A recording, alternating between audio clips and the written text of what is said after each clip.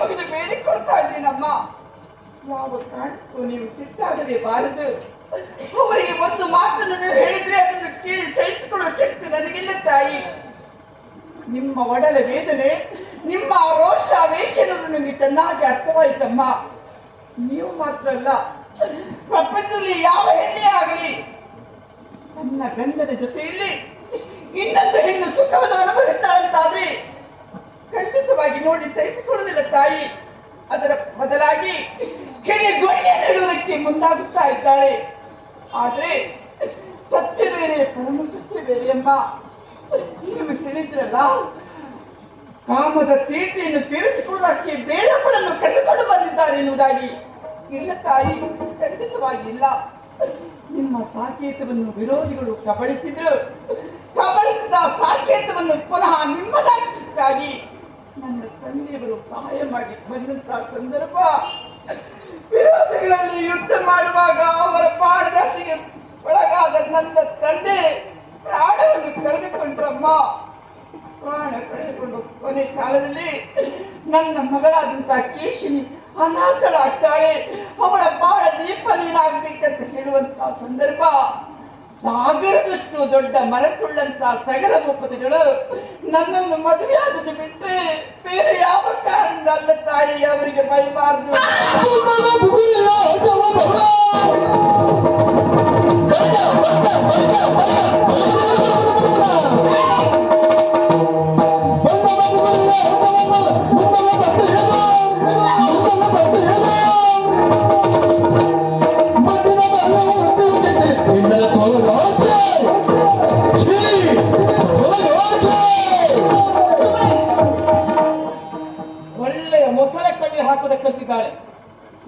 ಏನು ನಿನ್ನ ಕಾಕರಿಗೆ ಕೊಟ್ಟ ಮಾತಿಗೆ ಸುಖವಾಗಿ ಏನು ನನ್ನವರು ನಿನ್ನನ್ನು ವಹಿಸಿದ್ರ? ನನ್ನವರ ವೈಷವಲ್ಲಿ ಮುಂದಾದರೆ ಬಲ್ಲಿಗೆ ನೀರು ಸಮಯ ಉಳಿದಂತ ಕೊರಳಿಟ್ಟಿದ್ದಾರೆ. ನನ್ನವರಿಗೆ ಮತ್ತೊಂದು ಮದುವೆ ಆಗಿದೆ ಎನ್ನುವುದನ್ನು ಗೊತ್ತಿದ್ದು ಕೂಡ ಅವರನ್ನ ಹಿಂಬಾಲಿಸಿ ನೀನು ಬಂದಿದ್ದೀಯ ಅಂತಾದ್ರೆ ಇದು ನಿನ್ನ ಆ ಒಂದು ಅಂತಃಕರಣದ ಮಾತಲ್ಲವೇ? ಇದು ನಿನ್ನ ಮೊಸಳೆಯ ಕಣ್ಣೀರು. ಹಣೆ ಬರ ಕೆಟ್ಟವಳೆ, ಬಣ್ಣದ ಬುಗುರಿಯಂತೆ ಕ್ಷಣ ಕ್ಷಣಕ್ಕೂ ಬಣ್ಣವನ್ನು ಬದಲಾಯಿಸುವಂತಹ ನೀನು ನಿನ್ನಂತವರ ಏನು ಗೊತ್ತಿಲ್ಲ ಅಂತ ಮಾಡಿದ್ಯಾ? ನೋಡ, ಅವರೇನೋ ಕರೆ ತಂದಿರಬಹುದು, ಅವರ ಜೊತೆಯಲ್ಲಿ ನೀನೇನೋ ಬಂದಿರಬಹುದು. ಇಲ್ಲಿ ಅಪಹರಣ ನಿನಗೆ ನೋಡ್ತಾ ಇದ್ದೇನೆ. ಅರಕ್ಷಣ ಇಲ್ಲಿ ನಿಲ್ಲುವುದಕ್ಕೆ ನಿನ್ನ ಯೋಗ್ಯತೆ ಇಲ್ಲ. ಅರ್ಹತೆಯನ್ನು ಕಳೆದುಕೊಂಡವನು ನೀನಾಗಿದ್ದೀಯ. ಹೋಗೆ ಹೋಗೆ ಹೋಗೆ ಹೋಗೆ ಮದಿಹೀನ ಕಪಿಯಂತೆ ಯಾಕೆ ವರ್ತಿಸುವೆ?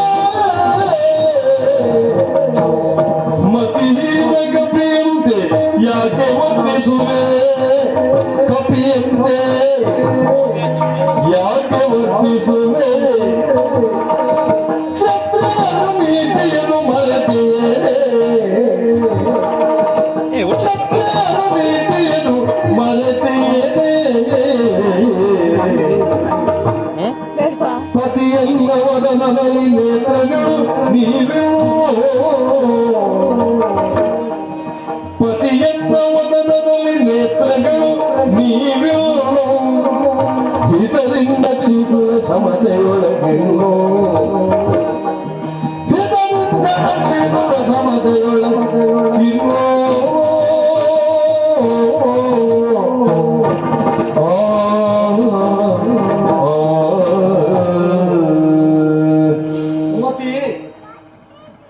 ನಿನ್ನ ಹೆಸರೇ ಸೂಚಿಸ್ತದೆ ಒಳ್ಳೆಯ ಮತಿತ್ವವನ್ನು ಹೊಂದಿದವಳು ನೋಡಿ ಕೆಲಸ ಮಾಡಿದೆ ಅಲ್ವಾ?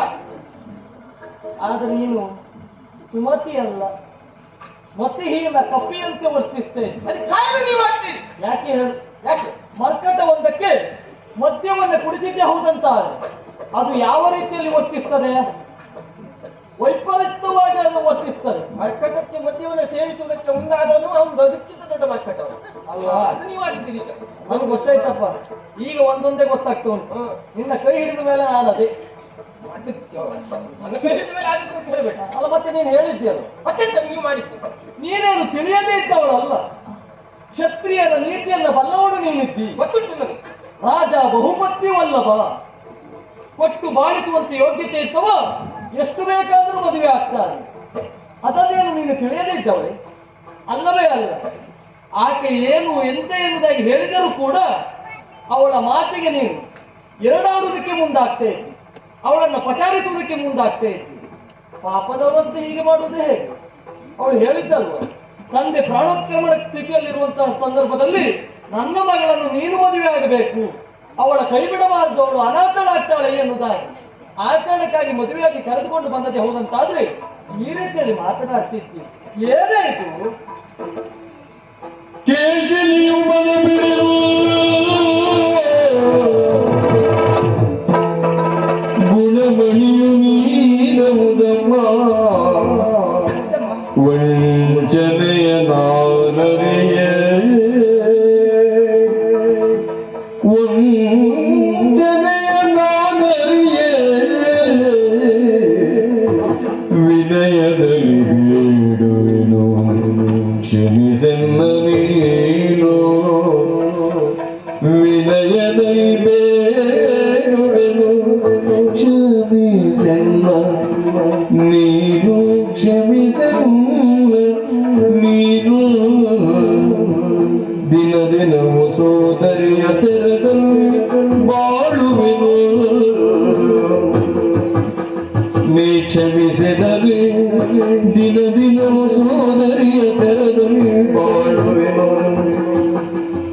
ಮುನಿಸಿರದೆ ಬಾಳೋಣ ಒಂದಾಗಿ ನಾವು ಮುನಿಸಿರದೆ ಬಾಳೋಣ ಒಂದಾಗಿ ನಾವು ಗುಣಮಣಿ ಮಣಿ ನೀನಮ್ಮ ಕ್ಷಮಿಸೋ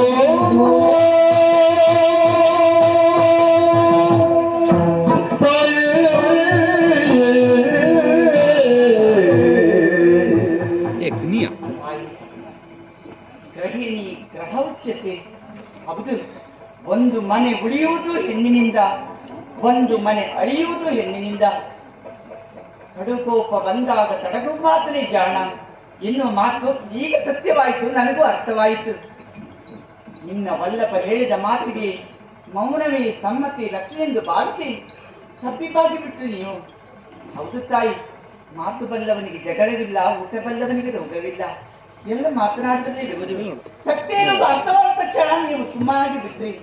ಹೌದು ತಾಯಿ, ಖಂಡಿತವಾಗಿ ನಾನು ವಂಚನೆ ಮಾಡಲಿಲ್ಲ. ಏನು ಮಾಡೋಣ ಹೇಳಿ, ನನ್ನ ದುರಾದೃಷ್ಟ ಅದು. ಈ ವಯಸ್ಸಿನಲ್ಲಿ ತಂದೆಯನ್ನು ಕಳೆದುಕೊಳ್ಬೇಕಾಯ್ತು. ಇವರು ನನ್ನ ಪ್ರಾಣವನ್ನು, ನನ್ನ ಮಾನವನ್ನು ಉಳಿಸಿದ್ರು. ತಾಯಿ, ಇನ್ನು ನನ್ನ ಪ್ರಾಣ ಪಕ್ಷಿ ಇರುವುದು ನಿಮ್ಮಲ್ಲಿ. ಕಾರಣ ನಿಮ್ಮ ಮನೆಯಲ್ಲಿ ನಾನು ಬಾಳ್ಬೇಕು. ಏನಾದ್ರೂ ನನ್ನದು ತಪ್ಪಾಗಿರ್ಬೋದು, ತಿದ್ದಿಕೊಂಡು ಹೋಗುವಂತಹ ಜವಾಬ್ದಾರಿ ಏನಾದ್ರೂ ನಿಮ್ಮ ತಕ್ಕ. ನೀವು ನನ್ನನ್ನು ಕ್ಷಮಿಸಿದ್ದೇ ಹೌದಂತಾದ್ರೆ, ನಾನು ಮಾಡಿದ ತಪ್ಪನ್ನು ತಿದ್ದಿದ್ದೇ ಹೌದಂತಾದ್ರೆ, ನಿಮ್ಮ ಸೋದರಿಯಂತೆ ದಿನ ದಿನವೂ ನಿಮ್ಮ ಮನೆಯನ್ನು ಬೆಳಗುವುದರಲ್ಲಿ ನಾನು ಸಹಭಾಗಿನೇ ಆಗ್ತೇನೆ. ಒಂದು ಅವಕಾಶವನ್ನು ಕೊಡ್ಲಿಲ್ಲ ಅಂತಾದ್ರೆ ಹಾಯ್ ಏನು ಮಾತಿಲ್ಲ. ಮೊದಲೇ ನಾನು ಜಿಗುಪ್ಸೆ ಬಂದದ್ದು ಜೀವನದಲ್ಲಿ. ನಿಮ್ಮ ಕೈಯಾರೆ ಒಂದು ತೊಟ್ಟು ವಿಷ ಕೊಡಿ ತಾಯಿ, ನನಗೆ ಸಂತೋಷ ನಾನು ಸ್ವೀಕರಿಸ್ತೇನೆ. ಬೇರೆ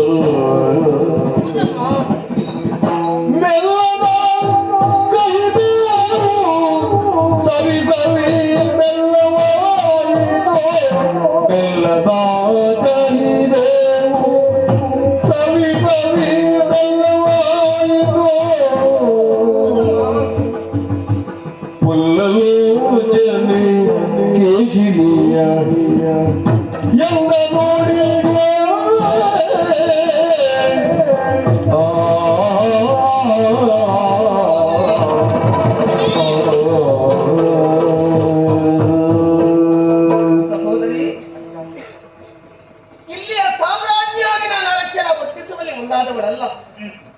ನನ್ನದಾದಂತಹ ಬದುಕಿನ ಸ್ವಾರ್ಥಾಪೇಕ್ಷೆಯನ್ನು ತಡೆಯಲು ನಾನು ಈ ರೀತಿಯಾಗಿ ನನ್ನ ಬುದ್ಧಿಗೆ ಮೌಢ್ಯವನ್ನು ಆವರಿಸಿಕೊಂಡು ವರ್ತಿಸುವಲ್ಲಿ ಮುಂದಾಗಿ ಬಿಟ್ಟೆ. ನಮ್ಮ ಜೀವನದಲ್ಲಿ ಪ್ರತಿಯೊಬ್ಬರಿಗೂ ಸಹಜವಾದದ್ದು ಸಹೋದರಿ. ವಯೋಮಾನದಲ್ಲಿ ನಾವು ನಿನಗಿಂತಲೇ ಹಿರಿಯವಳಾದರೂ ಕೂಡ ನನ್ನ ಕಣಕರಿಸುವಲ್ಲಿ ನೀನು ಮುಂದಾಗಿದ್ದಿ ಅಂತಾದ್ರೆ ನೀನೇ ನನಗಿಂತ ಹಿರಿಯವಳೆಂದೆನಿಸಿಕೊಂಡೆ. ದೇವರು ದೊಡ್ಡವಳನ್ನು. ಏನ್ ಮಾಡೋಣ ಹೇಳು. ಎಲ್ಲ ವಿಧಿಯ ಇಚ್ಛೆಯಂತೆ ನಡೆಯುತ್ತದೆ ಅಂತಾದ್ರೆ ಅದನ್ನು ಬದಲಾಯಿಸುವುದಕ್ಕೆ ಯಾರಿಂದಲೂ ಆಗುವುದಿಲ್ಲ ಎನ್ನುವುದು ನಿನ್ನ ಬದುಕಿನಲ್ಲಿ ನಡೆದಂತಹ ದುರಂತ ಘಟನಾವಳಿಗಳಿಗೆ ಪ್ರತ್ಯಕ್ಷ ಸಾಕ್ಷಿಯಾಗಿ ಹೋಯಿತು. ಹೌದು ತಾಯಿ. ಈ ಮನೆಯ ಸೊಸೆಯಾಗಿ ಈ ಮನೆಯ ಹೊತ್ತಿಲನ್ನ ಕುಣಿಯುವಂತಹ ಆ ಒಂದು ಯೋಗ ಭಾಗ್ಯ ಆ ವಿಧಿಯು ನಿನ್ನ ಹಣೆಯಲ್ಲಿ ಬರೆದಿದ್ದಾನೆ ಅಂತಾದ್ರೆ ಅದರನ್ನ ಬದಲಾಯಿಸುವುದಕ್ಕೆ ಯಾರಿಂದ ಅದಕ್ಕೆ ಹೇಳು. ಯಾರಿಂದಲೂ ಆಗುವುದಿಲ್ವಲ್ಲ. ಸಂತೋಷದಿಂದ ನನ್ನ ಸಹೋದರ ಎನ್ನುವುದಾಗಿ ನಿನ್ನನ್ನ ಮತ್ತೊಮ್ಮೆ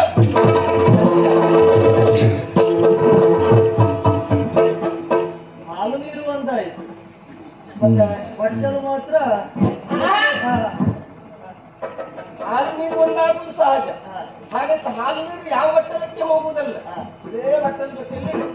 ಯಾಕೆ ಹೀಗೆ ಹೇಳಿದೆ? ಯಾಕೆ? ಸತಿಯನ್ನ ಒದಲದಲ್ಲಿ ನೇತ್ರಗಳು ನೀವಿನ್ನು ಯಾಕೆ ಹೀಗೆ ಹೇಳ್ತಿದ್ದೇನೆ? ಆಗ ಹಾಗೆ, ಈಗ ಹೀಗೆ, ಮುಂದೆ ಹೇಗೆ? ಮುಂದೂ ಇದು ಹೀಗೆ ಸಾಗಬೇಕು. ನಮಗೆ ಹೇಗೆ ಎಂದು ನಡೆಸಬೇಕಾದ್ರೆ ನೀವು ಮನಸ್ಸು ಮಾಡಬೇಕು. ರೂಢಿಯಲ್ಲಿ ಒಂದು ಮಾತುಂಟು, 100 ಜುಟ್ಟನ್ನಾದ್ರೂ ಒಂದು ಮಾಡಬಹುದಂತ, 2 ಜಡೆಯನ್ನು ಒಂದು ಮಾಡ್ಲಿಕ್ಕೆ ಆಗುದಿಲ್ಲ. ಅದು ಸುಳ್ಳಾಯ್ತು, ಅದು ಸುಳ್ಳಾಗಿ ಹೋಯ್ತು. ಸುಳ್ಳಾಯ್ತಾ? ಹೌದಪ್ಪ. ಯಾಕೆ? ಈಗ ನಿಮ್ಮನ್ನು ನೋಡಿದ್ರೆ ಗೊತ್ತಾಗುದಿಲ್ಲ. 2 ಜಡೆ ಒಟ್ಟಾಯ್ತು. ಪ್ರಥಮದಲ್ಲಿ ರೋಷ ವೇಷದಲ್ಲಿದ್ದವರು ಈಗ ಒಟ್ಟಾಗ್ಲಿಲ್ಲ. ಒಟ್ಟಾಗಿದ್ದೇವೆ. ಹೌದಪ್ಪ. ಸುಮತಿ, ಒಂದು ಕಣ್ಣಿಗೆ ನಾವು ನೋವಾಗದೆ ಹೋದಂತಾದ್ರೆ ಇನ್ನೊಂದು ಕಣ್ಣನ್ನ ಗಟ್ಟಿಯಾಗಿ ಹಿಡಿದಿಟ್ಟುಕೊಳ್ಳುವುದಕ್ಕಾಗ್ತದೆ ಹೇಳು? ಆಗುವುದಿಲ್ಲ. ಇನ್ನೊಂದು ಕಣ್ಣಿನಲ್ಲಿ ಕೂಡ ನೀರು ಬರ್ತದೆ, ಸಹಜ. ಹಾಗೆ ನೀವಿಬ್ಬರು ನನ್ನ ಕಣ್ಣುಗಳಿದ್ದ ಹಾಗೆ ಆ ತೆರದಲ್ಲಿ ನಿಮ್ಮನ್ನು ಕಾಪಿಟ್ಟುಕೊಂಡು ಬರ್ತೇನೆ. ಇದು ನನ್ನ ಭಾಷೆ. ಇದು ಸತ್ಯವಾ? ಇದು ಬಾಳಿನ ಬಾಳಿನ ಬೆಳ್ಳಿಯ ಹೂಗಳು